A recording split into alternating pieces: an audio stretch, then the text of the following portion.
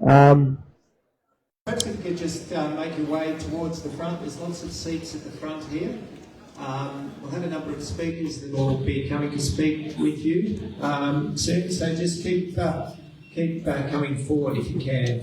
And I just ask any of the emergency services perhaps to just sort of come first so that people can see you, and we'll get things underway. Well, good afternoon. My name is Jim Nolan. I'm the CEO of Pyrenees Shire. Thank you for coming along today to this information session to get more information about the event that's in front of us today.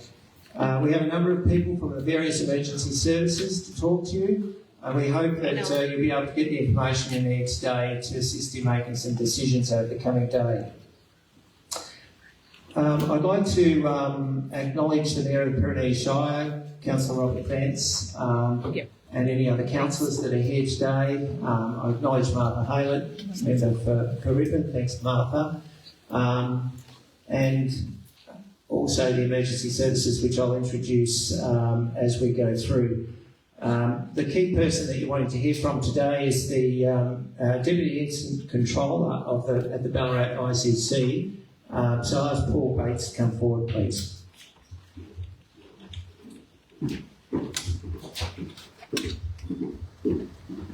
Thank you, Jim. Paul Bates. I'm from Frostfire Management Victoria, Deputy Incident Controller at the moment at the fire, based out of the Ballarat Incident Control Centre.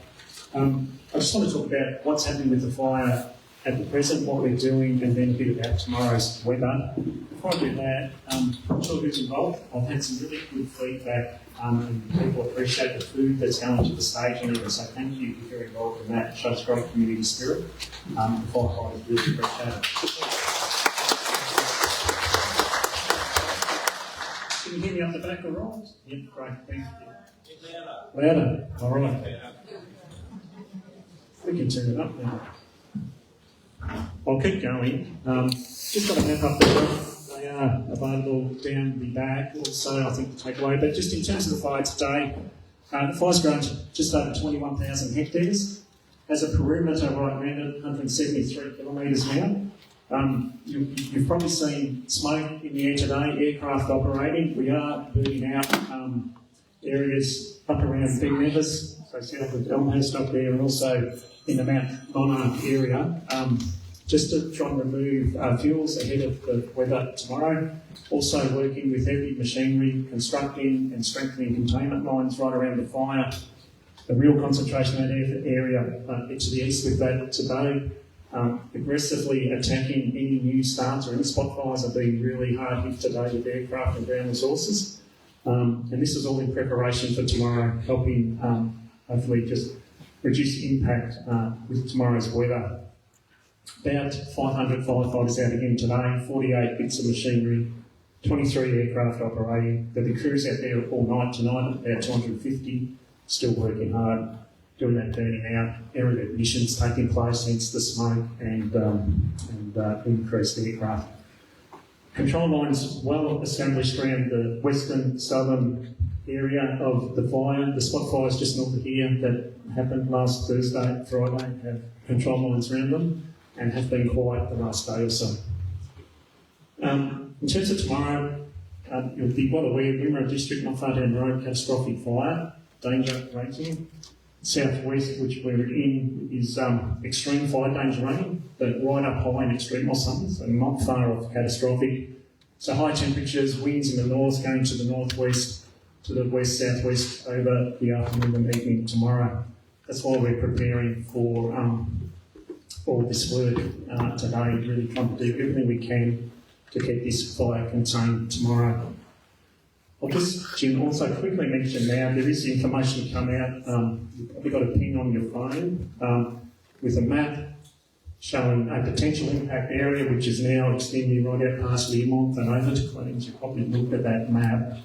The message in that is, and what we've been saying, we said at the meeting in Avoca this morning, the best option is to leave early. If your plan is to leave, do it early, and that's today, this afternoon, or the latest tomorrow morning. Relief centres in Ararat and Maryborough are set up. They really encourage you to move outside that mapped area and Ideally, you'll go to family and friends outside the mapped area or a larger area, Ballarat, place where it'll be quite safe, but if nowhere else, those relief centres are there too. So please take heed of those messages. The other thing is we will be updating the messages this afternoon, so that's on your app. Listen to the radio stations, the emergency broadcasters, you get the most up-to-date information.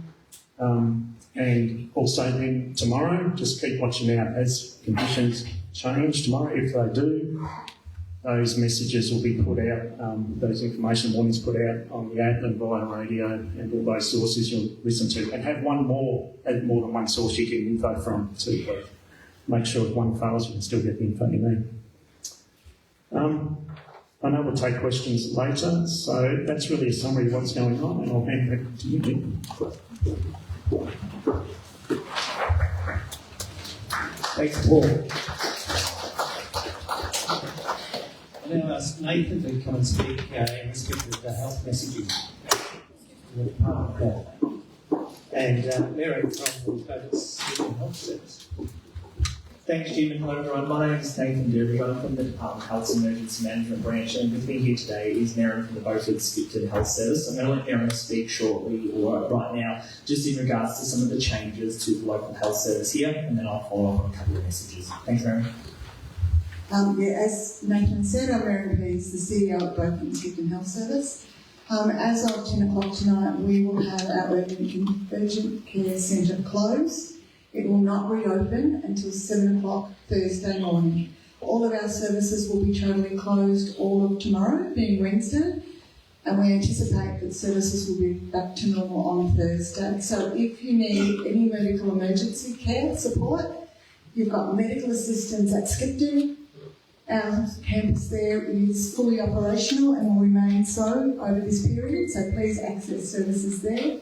Or there's Ararat and Ballarat centres that can provide that emergency support if you need it. And of course you've got 000, and also nurse on call or virtual ED. So you've got some options, but please stay safe.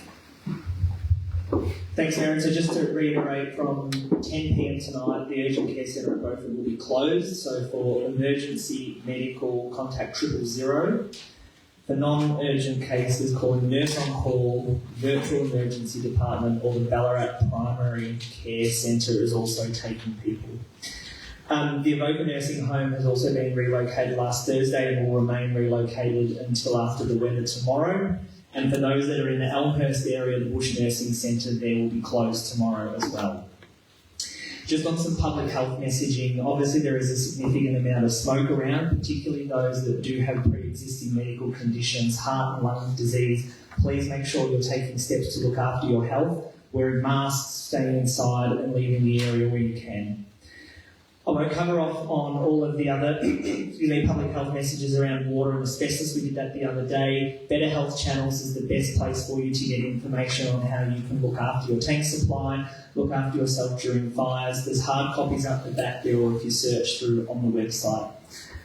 Lastly, events like this can be really, really emotionally triggering for people, both today and in the coming days and weeks. We really encourage people to reach out to families, friends, and talk about your experiences. There's a whole range of services that are available in the wellbeing and mental health space that we've got flyers around where you can access those services. Please link into those and make use of them. We'll be hanging around after the meeting if anyone's got any particular questions. Thanks, Jim. Thanks, Nathan. Victoria Police, I'll just call on Jason and check over the and speak. Thanks, Jim. So for those of you that were at the Sunday meeting, you've already seen me. So my name's Jason Temple and I'm the Strategic Police Commander for this incident. I just want to touch on what's going on tomorrow as far as the police side of this incident. You will see an increased presence of police in Beaufort tomorrow and Thursday. And the main reason for that increased presence is that we will have some rapid deployment teams ready to close roads as soon as we're requested by the incident controller.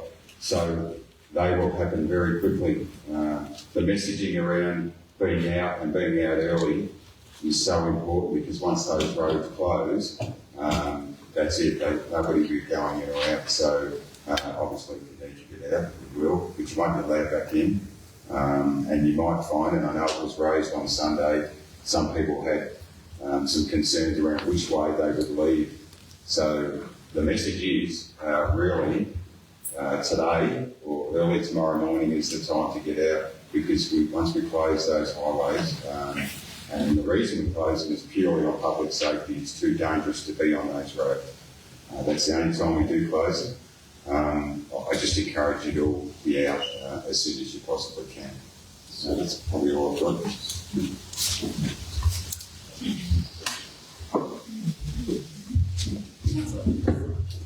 Thanks, Paul. We've got some representatives from the Department of Families, Fairness and Housing. So this is Abby and Jane. Thanks, Chair. Hi everybody, good afternoon. I'll make this really short and sweet. Just wanting to let everybody in the room know that there is financial assistance available through the Emergency Hardship Program. There is an eligibility criteria for that. Everybody is eligible to submit their details and get assessed and hopefully receive the payment. 2 ways to do that. Well, you can go through the 1-800 recovery hotline, or much easier, well, we've got Jane and I here today. We will hang around and stay after the meeting for as long as needed. Just come up, give us your details, and if you provide us with consent, we're happy to do that work over the next couple of days, and we'll get a team member to call you back to assess you over the phone. Thanks. Thanks, Abby. Joe Cameron from the Department of Ag.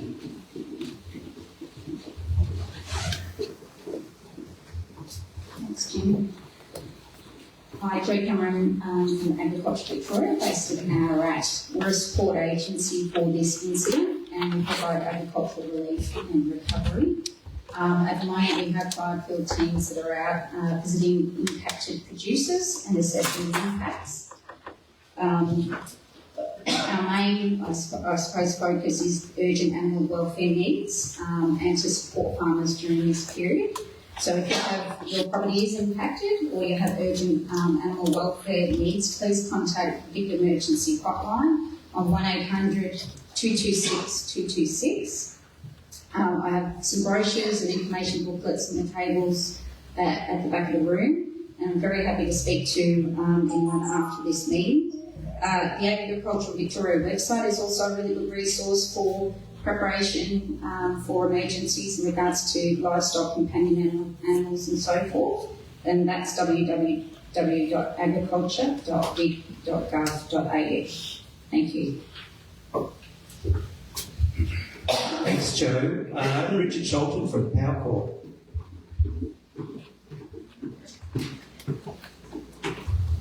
Thanks, Jim. Richard from Power Corp. Just an update on current status at the moment of supply restoration from the fire that started last Thursday. So we've restored power to everyone up north of the Western Highway, except for a couple of locations where we're still requiring access in those areas, but the majority of power is back on. Having said that, stay away from fallen power lines. There's no guarantee that the lines on the ground is not energised. It still could be alive. The power line that we supply Beaufort from comes from Ballarat, comes up the Western Highway.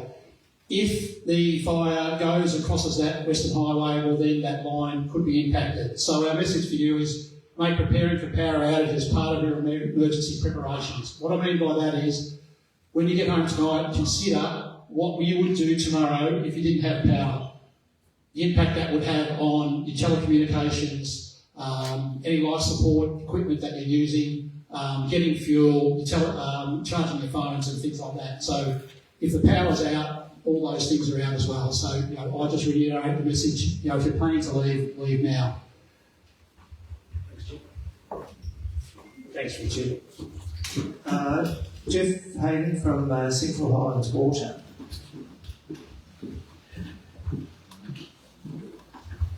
Thanks, Jim. Jeff Hayden from Central Highlands Water. We're the local urban water corporation for this area, Cloverpit, Raglan and Also, some of the townships to the north that are in the sort of potential impact areas over the coming days. That's Amphitheatre, Avoca, Lexington, Walborough, Lindmont. So all separate water supply systems. Probably been most sort of concerned and impacted the fires last week, particularly around the Beaufort and the Raglan area. We did lose power to those critical sites through sort of Thursday and into Friday. Unfortunately, those plants were able to continue to operate as normal on backup generators, but great to be back on mains power now. Big shout out to Power Corp for the great work that they're doing. And certainly the emergency services in terms of understanding some of those critical community infrastructure assets and the great work that they've done in protecting them. So we certainly appreciate that. Obviously going into to tomorrow, the Beaufort system, it's a drinking water system. It's continuing to operate at full capacity, and the Raglan system, which is a non-drinking water supply, continues to operate. Probably further to Richmond and Power Corp's message, think about what could happen if you didn't have water. So, if an asset was damaged, it was burnt, if you did lose power again, etc. Just do that thinking and that preparation today to make sure that you put aside some drinking water for your human needs, but also for your animals and stock, etc. So, thank you. Thanks a lot, Jess. And from the point of view of peer support counselling, we have Gus here today, Gus in the red jacket. So if anyone feels that they need to make contact around counselling services or personal support, Gus is there to talk to, and there's a list of other numbers and information to get access to those services that's available back room. Perhaps call on now Melinda and Dave from DECA to talk about wildlife.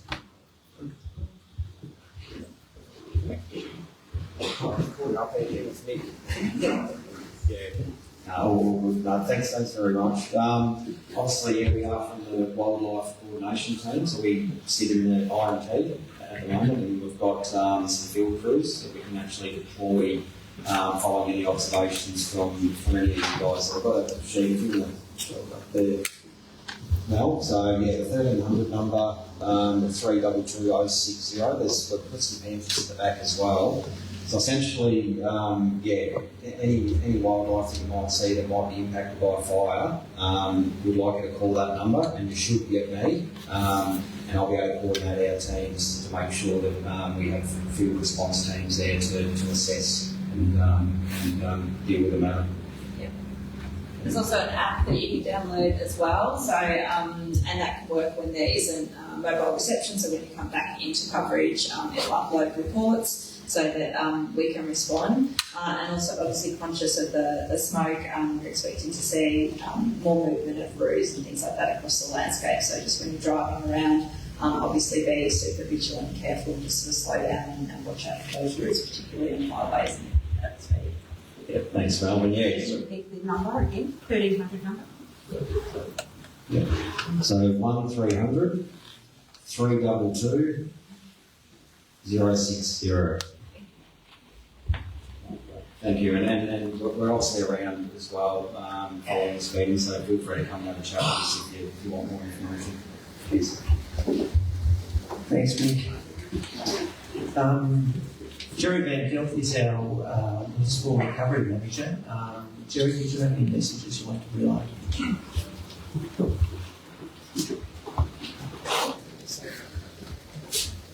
I just want to point out that we do have a sheet with a lot of contact details for DFFH and other recoveries. These are all up the back at the table, so grab one on the way out. It also on the back has different services that you may need over the coming days or weeks. Thank you. Great, thanks, Jerry. Perhaps just to mention too, we have Vince from the Insurance Council. Vince with his hand up there. So if anyone wants to get a discussion around insurance, feel free to talk to Vince. We have Richard Bales from RDV also here with a message in respect of business and business support. Yeah, thank you, Jim, and good afternoon, everyone. So, look, this is pretty early in the stage for me. So, Regional Development Victoria are the lead economic development agency in the state, so we'll play a really important role in terms of supporting businesses and council in the coming months, I suppose. And probably the two services that are available at the moment, we've got a business and advisory service where we engage with Australian industry groups. So please avail yourself of those services, or if you know of businesses, please reach out. All the contact details will be with council, and you can tap into that. Look, the other important service is that we have got a relationship with Partners in Wellbeing, trained clinicians who can also help out the businesses. So again, please reach out in there. Thank you. Just to note, also we have representatives from EMV, Emergency Management Victoria, here that are supporting the ICC, and Emergency Recovery Victoria, who will be available to assist and work with council and others around the recovery effort once this emergency passes. So thanks to the team. Any messages that you want to relay at this stage, Angela? It's all been said. Okay. All good. With that, I might actually invite the Mayor of Pyrenees Shire, Robert Vance, just to say a few words. Thanks.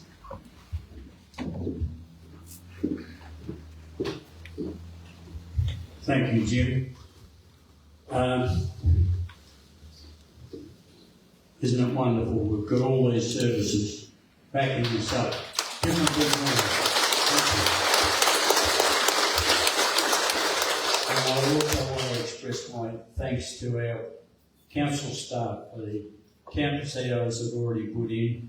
This beast is a reality. It's not something we're going to read about in a comic. It's reality. And the message is, if you're in any ways in doubt, make sure you do all your adding up. I thought earlier today when I was in the boat about my sheepdogs. I don't live with my sheepdogs, they're on my farm. But they'd be the first ones going on the back of the ute when I'm leaving, I can assure you. So the message is, if you leave, you may well not be allowed back. So make sure that you do everything that you need to do before you leave. I don't need to waffle on any more. It is a reality, and council will be available when the beast is gone, he's blacked out. We'll be around to help everybody in their hour of need. But in the meantime, don't be afraid to confer with one another and look after one another. And that'll be enough from me, I think. Thanks, Jim.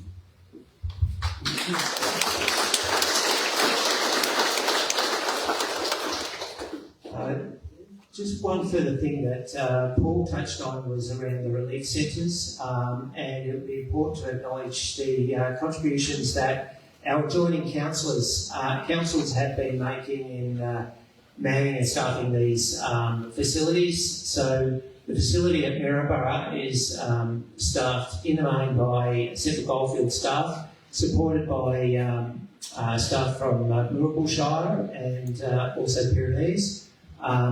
The Wendouree facility that was opened last Thursday was principally staffed by the City of Ballarat, as well as some support from Moorabool and Pyrenees. The Ararat facility is being staffed by Ararat Rural City Council and Northern Grampians Shire. So we really deeply appreciate the support from those councils as well. There will be some further messaging later on today in respect of a relief centre at Ballarat in terms of the timing and the location for that. So watch the messaging as it comes out this afternoon around that. But just reinforcing the fact that Maryborough and Ararat facilities are stood up and they are available relief centres currently. I'm happy to take any further questions at this. Sorry, we've got another. We've got the EPA now. Thank you. Sorry, I didn't realise it. Thanks, Jim. My name is Gary Laidlaw from EPA Victoria, Environment Protection Authority. This is my colleague, Claire Dawson. Just wanted to reiterate what EPA's role is in emergency management. We provide technical and scientific information and advice to emergency recovery services. So that might be a flood, it might be an oil spill, it might be a bushfire. In the case of a bushfire like this, we deploy incident air monitoring equipment, and together with our friends from the SES, we've been able to put in 2 monitors, one in Amphitheatre and one in Beaufort, and they measure the levels of smoke. There's 4 rankings on our website, which are good air quality, poor air quality, very poor, and fair. They're the 4 categories. So I urge you, if you have respiratory problems like myself, keep an eye on EPA's AirWatch website. If you just Google EPA and AirWatch, you can find out what the conditions are in Beaufort and Amphitheatre, whether they're getting better or worse. There'll be an air quality forecast out at 3 o'clock this afternoon with predictions for what air quality might be like tomorrow. There's some extra information around water tanks and waste disposal and so forth up the back too. So I think our colleagues from the Department of Health have covered those as well. But it is in that information pack up the back. So pick that up. Thanks. Thanks, Gary. Chris. Gary and Claire. Were there any other agencies that actually I missed out? We've covered everybody. Okay, we'll just open it up for a few questions at this point in time.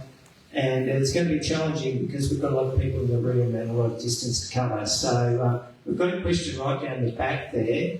What's the update on the actual fire's direction? You provided one on Sunday saying that you're going to go east and then come back down towards Beaufort. Is there a change on that? Okay, so the question was an update on the fire's direction, and I'll hand back to Paul. Yeah, thanks. So the fire in the last couple of days has had some activity on the eastern flank, so Mount Molly and Ben Nevis area. The wind forecast from this afternoon and going into tomorrow will be, as we discussed, a northerly wind, so north-northeast, northerly going around to the west-southwest, and strong winds, they're talking, 30 to 50, gusts 60 to 80, so strong winds. So the fire activity potential for tomorrow will spread with a northern wind spreading to the south and then going around to the southeast and the east, which we typically get on those bad days. So at present, it's driven more by fuel and slope and local winds, but tomorrow those stronger winds are going to take over and start. If it moves, not saying it will, if it moves, it'll go south and then to the southeast and round to the east and finally over on to the northeast.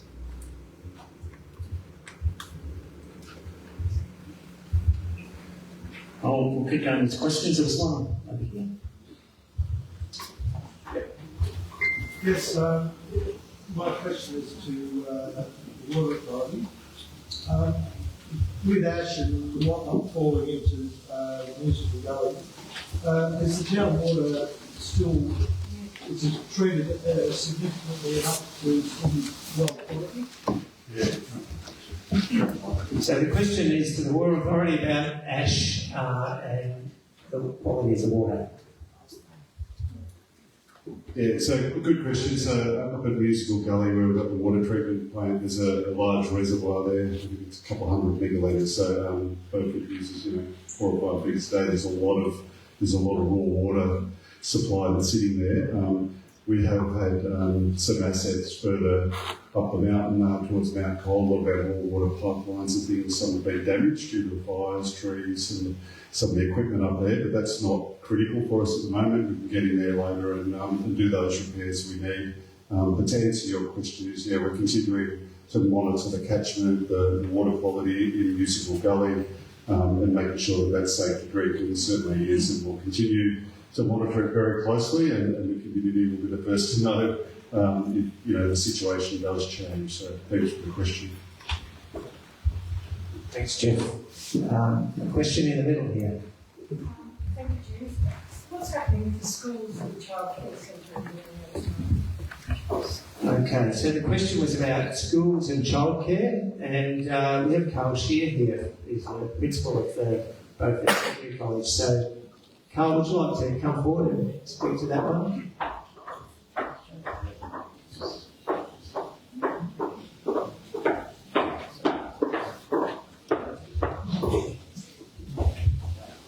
Look, we don't have official communication at this particular point in time, but we believe that's not far away. But I can say with some confidence that both the primary and the secondary college will be closed tomorrow without any of the bus routes running. Thanks, Carl. Any other questions? Okay, well, it looks like we're right. There will be a number of questions online because this meeting's being live streamed, and we'll look to provide some answers to those questions online on the Facebook site with some support from EMB. Last opportunity, Paul, any final comments?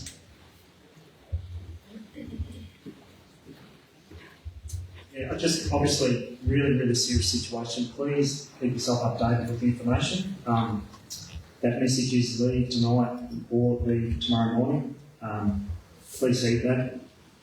And I have to stress the other one about when you're coming back or if you decide to stay, please be careful of burnt trees. They are dangerous, they fall, they kill people. So should you be here for whatever reason in the fire ground, be careful of dangerous trees. I want to stress that with anyone who does stay. Thanks, Jim. Thanks, Paul. Well, look, just in conclusion, perhaps a show of appreciation for the emergency services and all of that.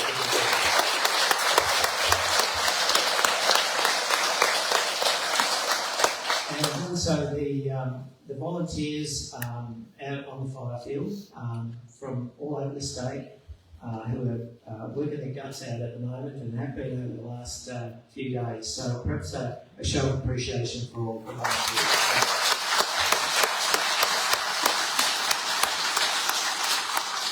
Well, thank you, ladies and gentlemen, for coming along. Make use of the information that's available at the back of the room and also access to the services that are available here. And take care over the next few days. Thank you.